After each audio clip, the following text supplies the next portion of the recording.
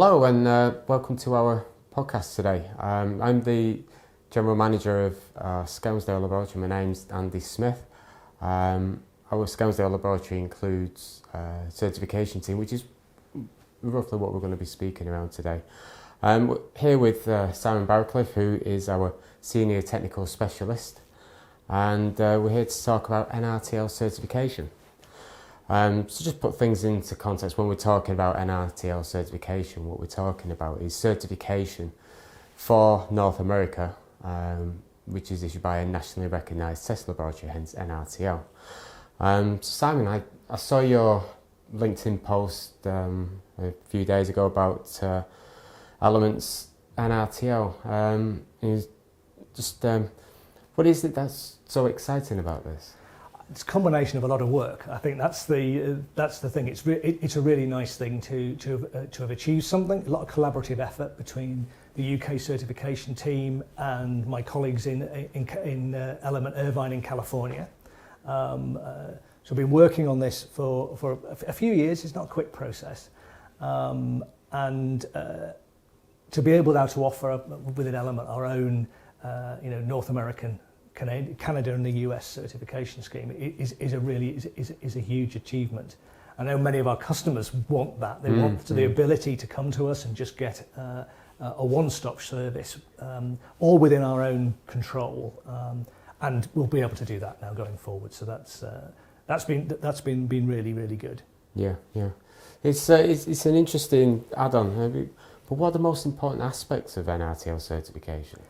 I think the first thing is we talked about Nrtl, but actually it's a combined term. People tend to use it to cover both the US and Canadian certification schemes. So everybody refers to it as Nrtl, but actually it's the OSHA, which is the US Occupational Safety and Health Administration, National Recognised Testing Laboratory Scheme, is purely for the United States. And it sits alongside the Standards Council for Canada certification scheme for safety certification bodies. Two separate schemes, two separate regulators. And as we all know, anybody who knows any Canadians and Americans knows you must not confuse the two, like Australians and New Zealanders. And certainly in this case, you have to recognise it's different regulatory regimes that they're working to, different regulatory authorities. Fortunately, certification bodies like Element, when we get accredited for both US and Canada, you're trying to make the process, as far as the customer's concerned, a seamless single approach. But in reality, you're following two paths. But you always need to remember that, and for manufacturers applying for the certification, you need to remember that it's two different things. Not least for things like the language requirements. Canadian law requires French language safety instructions and safety warning markings on equipment. And that's an important part of Canadian national law. So people need to remember that's a key part. In terms of standards, again, the two regimes share a lot of common standards, which is good because it means you're only doing one lot of testing and assessment. But there's still national differences. There's a Canadian electrical code. There's a national electrical code for the US, and they are subtly different, not the same place. So you have to take into account that. And I suppose it's expect some differences to accommodate the different markets. Yeah. The good thing is, though, is that you can approach both through that single path and come out with a certification that's valid for the whole of the US and the whole of Canada all at the same time. And that's really useful part of that.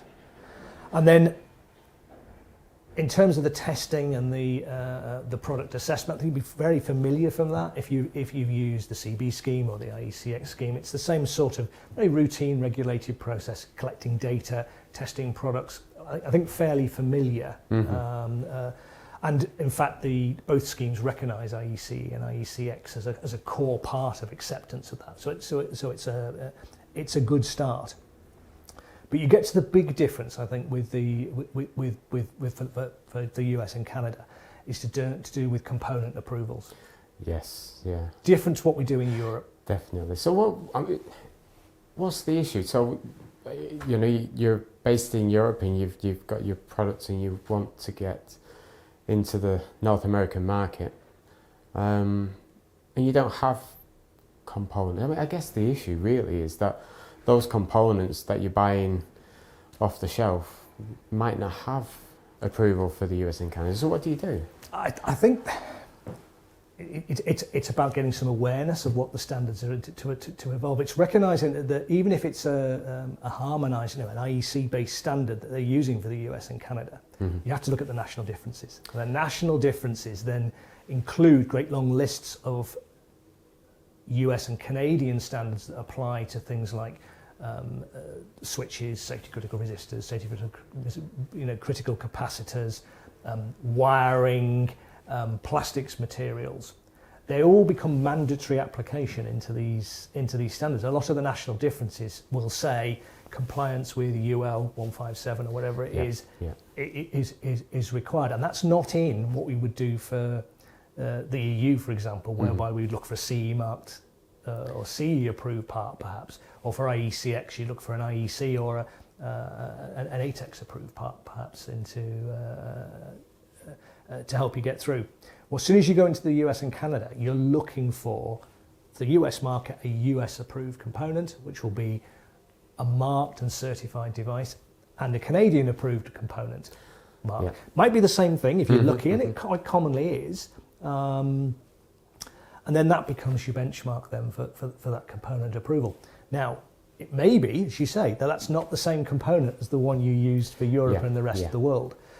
So you've either got to try and select a component that is rest of the world, US and Canada, or prepared to have two parts lists and two builds, one for the US and Canadian market and one for the rest of the world. It's unusual when people come to us with a product and say, can you certify that for the US and Canada, that everything in it is suitably approved. PCBs and wiring need to follow specific sets of rules. And some of the components we wouldn't normally ask for certification, perhaps in a CE context, but it's mandatory from a UL. So gaskets would be a good example where you wouldn't expect to have a CE approved gasket, but for North America you would expect an approved gasket to be used if it's safety critical. But thinking about those manufacturers who are not making that product in the US or Canada, and they've got the design, they've got some parts. They might not even be small components. They might be, quite large items. Yeah. Like circuit breakers, for example. So, what if they don't have the approval? Can they go ahead with the certification without it? To some point, yes. For a lot of components, you can do an assessment of that part and its effectiveness in application, which is fine for the type test. The difference there is that if it was an approved component, it would be subject to biannual or quarterly inspection by another Nrtl or SCC body. So you get a guarantee with a US or Canadian approved component that its safety is continuous. There's no chance for deviation because that process is being monitored. If you have a component, you do it as a type test within an overall Nrtl project, it doesn't benefit for that continued ongoing conformity. So then you have to go through the process of testing it perhaps on an annual basis to prove it's still... Now that's fine, perhaps the first time you do it, but if you've got to do that every year, and if you've got more than one component, it can get costly, it's time consuming, and then the big question, what happens if it fails? What do you do then when you find a component you thought was compliant isn't? At what point did it stop being compliant? Yeah. So I think it's okay for a quick fix, and not all components would you do that way. You wouldn't. I mean, a circuit breaker you use as an example. I'm not sure you'd use an unapproved circuit breaker like an unapproved fuse. It's so safety critical to protect against fire that you probably wouldn't. You would always go for an approved one. So I think it's a matter of you can make a judgment. You can say, at the moment, I'm stuck with this because I've got a massive stock of them, or because I don't want to change the design, or I'm buying in pre-approved assemblies that already have these non-approved components in them. But I think striving to use approved parts wherever possible is good. And even if you don't start that way, make a move towards it, and thus avoid having to have the complicated retest, which is time-consuming and expensive. Yeah. And you also mentioned before about standards as well. So there's the US and Canadian standards, and I know there are many publishers of those standards. But what about the international standards like the IEC? In some areas, it's harmonised. I mean, particularly in the areas where the CB scheme runs and the IECX scheme runs. Within the scope of those international organisations, there's wide international adoption of those standards. So there's just like there's an EN version for Europe of the IT and audiovisual standard 62368, there's a UL and CSA version of that. Yeah. And so on and so forth. If you're going for zoned area, classified area, zoned area for the US and Canada, there's a 60079 series UL and CSA version that you can normally adopt and use, and it's great when you can find that. But those are IEC based standards, and just like the EN ones have national differences to deal with Europe, there's a whole host of national differences for the US and Canada, a different set sometimes for US and Canada, which is back to where we first started. So there's quite a lot of national differences. So sometimes they are harmonised with the IEC, but perhaps not as close as the EN. We're very used to in Europe having standards that have a very few differences, but sometimes you can go to the US standards and it's quite significant changes to the requirements on there. So it's just need to be wary of it. So if you're lucky enough to find a harmonised standard across UL, CSA, IEC and EN, it's really good, but you were not always going to get that. And then in some areas, if you look at household products, for example, domestic appliances, there isn't that harmonisation in the US. They have UL specific standards. In Canada, they'll follow the CSA standards, maybe largely based on the IECs. So you get divergence within that. So it's not quite that harmonised structure isn't like it is within Europe. You've just got to deal with it on a case by case. But if you talk to your Nrtl, SCC, CB provider, they'll be able to guide you on that. Yeah, they are becoming more harmonised now, though, aren't they? I've noticed over the years the US and Canadian and the IEC standards have become more aligned. Yeah, I mean, it makes sense. If you're making a global product, you don't want to be making a version for the US, a version for Canada, and a version for the rest of the world. It doesn't make any sense. If you can narrow down those lists of differences so that you can follow the core standard, it's a really good thing to do. And then even if it's a different sense. So if you look at the explosion-proof, flame-proof enclosure standards for the US, UL 1203, IEC 60079-1, they are very different in terms of what the clauses say, but the principles are the same. So there's opportunity over time to slowly bring them together as much as possible if you can. I think that drive's really useful, whether you're a European or a US manufacturer, to be honest. Simplification. Yeah. And I guess really at its core it's seeking advice, isn't it? If you're in that process of gaining that certification, is speaking to an Nrtl at an early stage as possible, really. Yep. And try and understand those requirements and how they apply to your product. Yeah, and when you're talking about components, that critical components list can get assembled fairly early on. It's not a secret. And actually, that's probably a good place to start a conversation. If it's a product that is a European product and you want to try and get it into the US and Canada, I think that's almost the first conversation you have is, here's my component, here's my bill of materials, where do I start in trying to sort of make that compliant with the appropriate standards? And you mentioned as well about it being applicable in the US for industrial workplace. Yes. What if it's a product going for the US and it's not for an industrial, it's a non-industrial product? Does it matter? Should you bother? It's a strange one because OSHA it's the health and safety executive, as we know it will be in the UK. It's a workplace defined scheme. In Canada, on the other hand, it isn't. The Canadian scheme is all product. It's a product safety, whether it be explosive atmospheres or electrical safety scheme. So it covers everything. So if you're going into the Canadian market, you need it marked. You need it with the certification mark with a little C next to it. Anyway, because as I said, the schemes for compliance are broadly the same. Generally, if you meet the Canadian requirements, subject to those component and few national differences, it's a relatively easy step to meet the US ones. So what you find is that a lot of product, non-industrial product, carries both marks. It's certified with a certification mark for the US and Canada, even though it's not strictly a workplace product.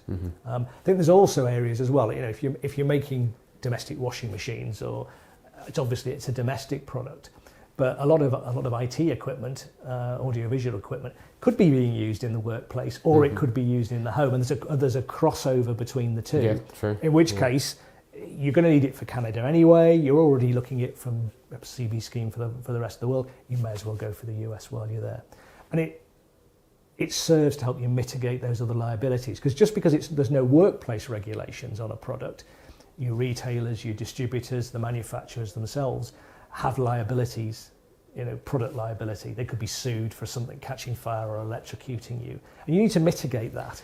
And if you're trying to demonstrate to a customer, either on an individual level or for retailers or distributors, that your product is good at low risk, then actually a certification from a recognised certification provider, someone who is in Nrtl and has SCCCB, is a really good place to start with that anyway. Yeah. And so it's common practice. Turn over almost any global electrical product. Go and have a look at the rating plate in the back and you'll see that common US and Canada certification. So people who follow that route are treading a well-trodden path.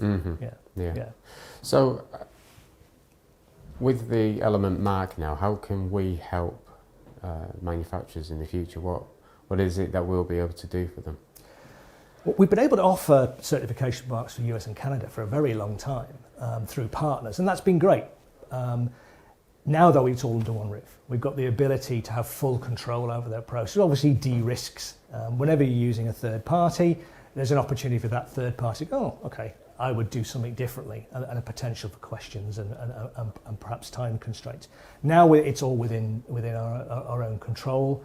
Much easier to manage from a timescales perspective, much easier to plan the testing, and if there's any sort of follow-up factory inspections needed for Europe or the rest of the world, you can tie those in with your North American inspections as well. Yep. So it's about trying to integrate it so that it becomes a seamless process. As I said, I've said the US and Canadian process, it looks like one, it's almost seamless. But if you do it properly, you can get your CE marking, ICE or ACX international scheme, your US and Canada, done through a single program. And that's got lots of advantages. It's time. Time and money are the things in conformity assessment, and it'll enable you to do that. And we've put a lot of effort over the years, and more recently as we've been developing our scheme, to try and say, well, we've had these gaps perhaps in the way that these using third parties perhaps hasn't worked as smoothly. We've tried to take out some of those obstacles in our own scheme to make it easier for manufacturers to get through. Brilliant. Yeah. Have we got any other information coming up? Any more articles or? Well, I think it's an area that needs exploring a bit further in more detail. This is a very high level view. So there's plans for white papers and further discussions like this. Yeah. So I sort of watch this space on that. Yeah, brilliant. Okay, thank you, Simon, and thank you everybody for listening.